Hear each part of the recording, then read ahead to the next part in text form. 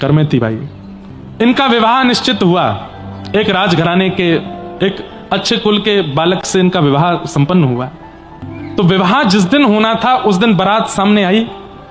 ये ऊपर अपने कक्ष में खड़े खड़े बारात देख रही थी और तभी इन्होंने मन में विचार किया कि मैंने जन्म किसी का घर बसाने के लिए, अपना घर बसाने के लिए, गृहस्थाश्रम में जाने के लिए नहीं लिया है।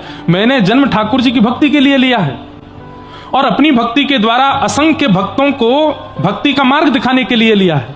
लेकिन माता पिता जबरदस्ती मेरा ब्याह कर रहे हैं, क्या करूं? तो द्वार पर बारात आ गई थी और करमेती बाई उसी समय घर छोड़ के चली गई।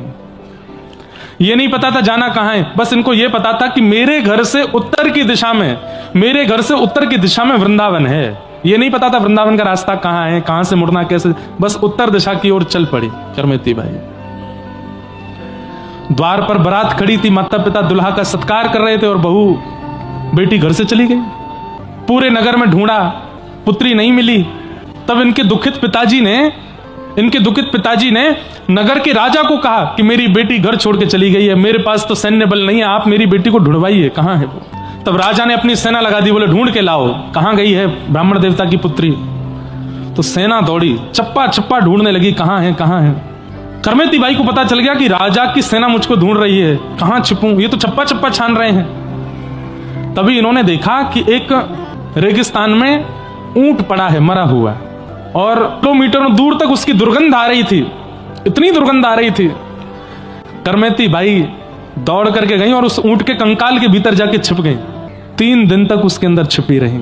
प्रसंग आता है कि करमेती बाई जब वृंदावन पहुंच गई और फिर कालांतर में प्रसिद्ध हो गई, संत जन इनका सत्संग सुनने के लिए जब आते थे तब एक संत ने इनसे प्रश्न किया कि भाई साहब, हमने सुना है कि जब आप राजस्थान से वृंदावन आई थी तो सेना से बचने के लिए आपने ऊंट के कंकाल में 3 दिन निवास किया। करमेती बाई बोली हाँ। तो फिर उन्होंने कहा क्षमा कीजिएगा, बुरा मत मानिएगा, पर कोई जानवर मर जाता है तो उसके शरीर की दुर्गंध इतनी विष के समान होती है कि उसको एक बार कोई ले लेता है तो उस व्यक्ति का सिर दर्द करने लगता है। आप 3 दिन उस दुर्गंध युक्त ऊंट के पेट में कैसे बैठ गई? जिसके चित्त में प्रेम लक्षणा भक्ति जागृत हो जाती है ना, उसको फिर परिस्थिति से फर्क नहीं पड़ता।